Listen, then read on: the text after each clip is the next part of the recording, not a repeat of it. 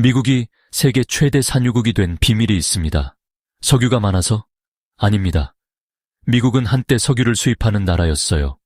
그런데 2000년대 후반부터 상황이 뒤집어졌습니다. 비밀은 땅속 2-3km에 있는 돌덩어리입니다. 셰일이라는 암석이에요.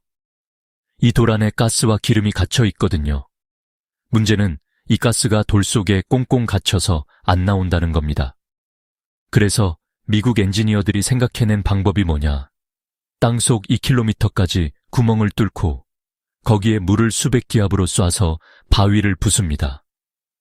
바위를 부셔서 갇혀있던 가스를 빼내는 겁니다. 이게 진짜 됩니까? 됩니다. 이게 셰일 혁명입니다. 먼저 왜 셰일 가스가 특별한지부터 이해해야 합니다. 일반 천연가스는 캐기 쉽습니다. 사암이라는 돌에 가스가 들어있는데 이 돌은 입자 사이에 빈틈이 많아요.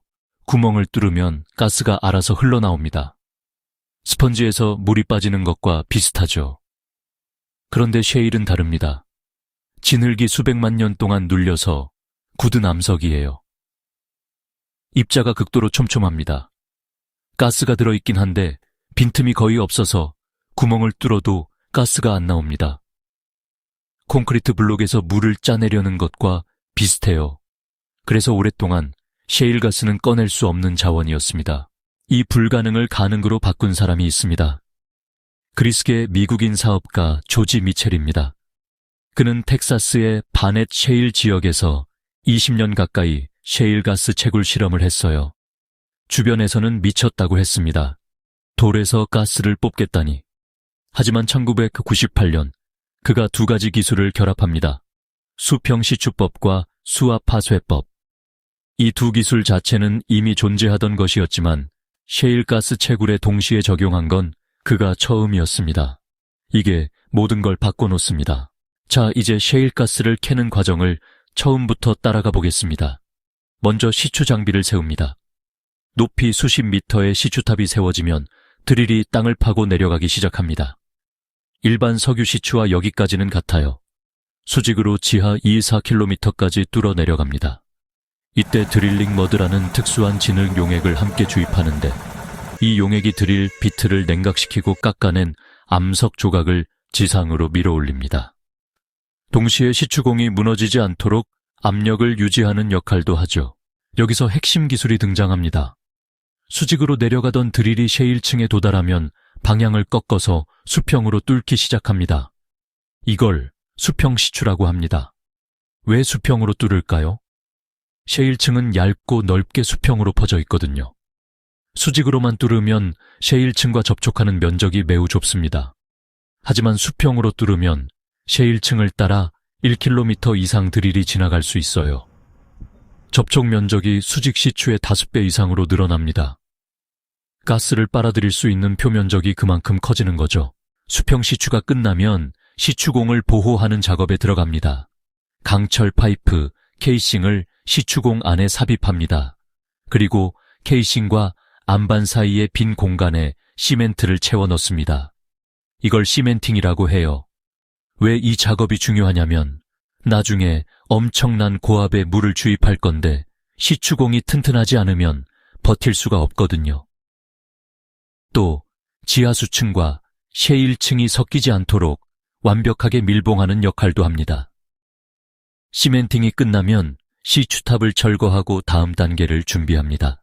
케이싱과 시멘트가 굳으면 셰일층과 맞닿는 부분에 구멍을 뚫어야 합니다. 케이싱이랑 시멘트로 막혀 있으니까 가스가 들어올 수가 없잖아요. 여기서 천공장치, 퍼포레이팅 건이 투입됩니다. 쉽게 말해 지하 수천 미터에서 소형 폭발을 일으키는 겁니다. 케이싱과 시멘트, 그리고 주변 안방까지 작은 구멍들을 뚫어냅니다. 이 구멍이 나중에 가스가 빠져나오는 통로가 됩니다. 이제 셰일가스 혁명의 핵심 기술이 나옵니다. 수압 파쇄, 영어로 프래킹이라고 부르는 공법입니다. 천공이 끝난 시추공에 엄청난 양의 물을 주입합니다. 그냥 물이 아닙니다. 물에 모래와 화학 첨가제를 섞은 혼합물이에요. 이 혼합물을 500에서 1000전기압이라는 초고압으로 밀어 넣습니다. 일반 수돗물 압력이 약 3, 4기압이니까 그 수백 배에 달하는 압력인 거죠. 이 엄청난 압력이 셰일 암석에 가해지면 돌에 균열이 생기기 시작합니다. 꽁꽁 갇혀있던 가스가 드디어 움직일 수 있는 틈이 생기는 겁니다. 여기서 모래가 결정적인 역할을 합니다. 바위에 균열이 생겨도 압력을 빼면 다시 닫혀버리거든요. 왜 그러냐? 셰일층은 지하 2-4km에 있습니다. 그 위에 수천 미터 두께의 지층이 쌓여 있어요. 이 엄청난 무게가 사방에서 바위를 누르고 있습니다. 수압하쇄로 물을 밀어 넣는 동안에는 물의 압력이 지층의 압력을 이기고 틈을 벌려놓지만 물의 압력을 빼는 순간 위에서 누르는 지층의 무게가 균열을 다시 짓눌러 버립니다. 수천 미터 두께의 바위가 누르는 힘을 생각해 보세요. 균열이 순식간에 닫힙니다. 그래서 물과 함께 모래 알갱이를 밀어 넣는 겁니다. 이 모래를 프로판트라고 부릅니다. 모래가 균열 틈새에 가득 끼면 아무리 지층이 눌러도 틈이 완전히 닫히지 않습니다. 모래 알갱이가 버팀목 역할을 하는 거예요. 그리고 모래 알갱이 사이사이로 가스가 이동할 수 있는 고속도로가 만들어집니다.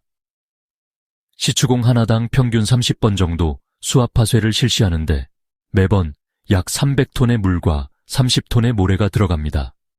엄청난 규모의 작업이죠. 수압하쇄가 끝나면 주입했던 물의 압력을 낮춥니다. 그러면 셰일층 균열 속에 갇혀있던 가스가 모래 틈 사이를 타고 시추공으로 모여듭니다. 시추공을 따라 지표면까지 올라온 가스는 먼저 분리장치를 거칩니다. 가스와 함께 올라온 물과 모래, 불순물을 걸러내야 하거든요. 정제된 천연가스는 파이프라인을 통해 발전소나 가정, 공장으로 운송됩니다. 바위 속에 수백만 년 동안 갇혀있던 가스가 우리 가스레인지까지 오는 겁니다. 이 기술의 등장으로 세계 에너지 판도가 완전히 뒤집혔습니다. 미국의 셰일가스 생산량은 2007년부터 2011년까지 거의 매년 50%씩 폭발적으로 증가했습니다. 미국은 러시아와 사우디아라비아를 제치고 2018년 세계 최대 산유국이 됐어요. 석유를 수입하던 나라가 수출하는 나라로 바뀐 겁니다. 국제 유가도 요동쳤습니다. 셰일 혁명 이전에는 배럴당 100달러를 넘나들던 기름값이 급격하게 떨어졌거든요. 자동차 산업, 조선업, 중동 국가들의 경제까지 전부 영향을 받았습니다. 전 세계 셰일가스 확인 매장량은 약 187조 5천억 세제곱미터입니다. 이건 전 세계가 60년간 사용할 수 있는 규모예요. 열량으로 환산하면 기존 석유 매장량과 맞먹는 수준이죠. 매장량이 가장 많은 나라는 의외로 중국입니다. 하지만 실제로 셰일가스를 대규모로 생산하는 나라는 미국뿐이에요. 왜냐하면 수십 년간 축적된 시추 기술력, 풍부한 자금, 파이프라인 인프라, 그리고 땅 주인에게 광물 채굴권을 인정하는 법률까지 미국만이 갖고 있는 조건들이 있기 때문입니다. 셰일가스에는 치명적인 약점이 하나 있습니다. 생산 시작 후 23년이 지나면 생산량이 초기에 20% 이하로 급감합니다. 일반 가스전은 한번 뚫으면 수십 년 동안 꾸준히 생산되는데 셰일가스는 금방 줄어드는 거예요.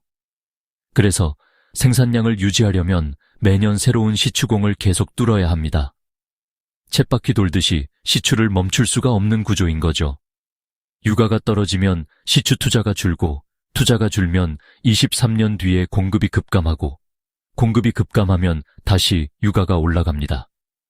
셰일가스가 국제 유가를 흔드는 이유가 여기에 있습니다. 셰일가스의 가장 뜨거운 논란은 환경 문제입니다. 수압하쇄에 사용되는 화학 첨가제가 지하수를 오염시킬 수 있다는 우려가 큽니다. 실제로 미국의 일부 셰일 유정 근처에서는 수돗물에 불을 붙이면 불이 타오르는 현상이 보고됐어요. 지하수에 가스가 스며들었기 때문입니다. 또한 셰일층을 인위적으로 깨뜨리는 만큼 지진을 유발할 가능성도 있습니다. 셰일 퀘이크라는 신조어까지 등장했을 정도예요. 바이든 행정부 시절에는 연방 공공용지에서 수압하쇄를 이용한 새로운 채굴 허가를 제한하기도 했습니다. 지하 깊은 곳에서 벌어지는 일이라 정확한 영향을 연구하기 어렵다는 것도 문제입니다. 환경 논란에도 불구하고 셰일가스 개발은 계속되고 있습니다. 기술이 발전하면서 손익 분기점이 크게 낮아졌거든요. 과거 배럴당 70달러 대였던 최저 채굴 비용이 현재는 40달러대 초반까지 떨어졌습니다. 효율은 올라가고 비용은 내려가는 거죠. 에너지 안보 측면에서도 셰일가스는 강력한 카드입니다. 중동에 의존하지 않고 자국에서 에너지를 생산할 수 있으니까요. 전 세계에 고루 분포되어 있다는 점도 매력적입니다. 석유를 대체할 수는 없지만 에너지 전환 시대의 다리 역할을 할 자원으로 주목받고 있습니다. 정리하겠습니다. 셰일가스는 촘촘한 셰일 암석에 갇혀있는 천연가스입니다. 수직으로 시추한 뒤 수평으로 방향을 꺾고 초고압의 물로 바위를 부셔서 가스를 빼냅니다. 이 기술 하나로 미국은 세계 최대 산유국이 됐고 국제 에너지 시장의 판도가 완전히 바뀌었습니다. 환경 문제와 생산량 급감이라는 과제가 있지만 셰일 혁명은 여전히 진행 중입니다. 우리 발밑에 돌덩어리 안에 에너지가 잠들어 있고 그걸 꺼내는 기술이 세계를 바꿨습니다. 다음 영상에서 또 만나겠습니다.